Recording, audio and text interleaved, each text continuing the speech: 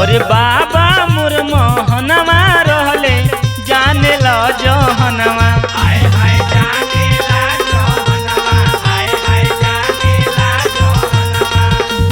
देश के आजादी दिलवले लिख के संविधानवा। हाय हाय लिख के संविधानवा, हाय हाय लिख के संविधानवा। अरे बाबा मोर मोहनवा रहले जाने ला जहनवा। देश के आजादी दिलवले लिख के संविधानवा। अनु पानी खातिर तरसे हो लोगवा,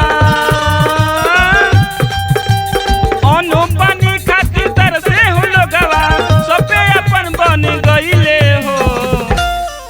अरे बड़ी परिश्रम से हो भीम बाबा सबका के हक दिलैले हो। अरे बड़ी परिश्रम से हो भीम बाबा सबके आजादी दिलैले हो।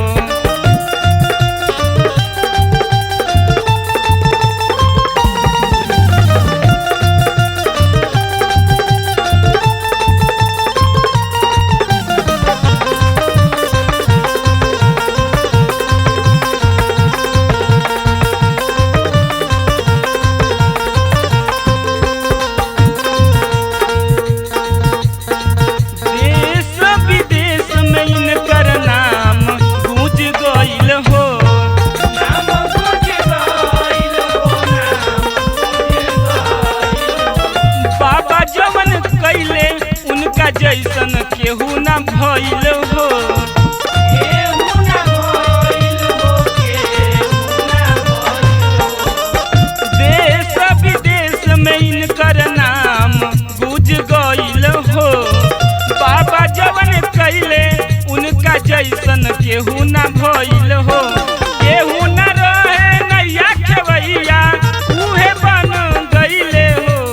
केहू न रहे नैया खेवैया उहे बन गईले हो। तो बड़ी परिश्रम से हो भीम बाबा सबके आजादी दिलैले हो।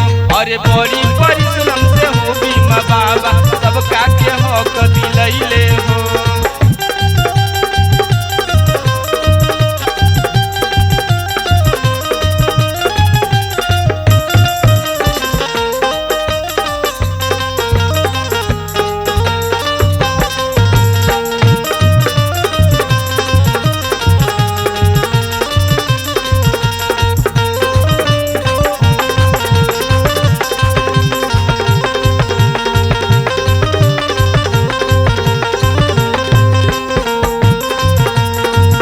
रोई रोई दिन बीते दली तो गरीब के। दलित गरीब के हो, दलित गरीब के। बाधा लागल रहे हो हर एक चीज के। हर एक चीज के हो, हर एक चीज के। रोई रोई दिन बीते दली तो गरीब के। बाधा लागल रहे हो हर एक चीज के।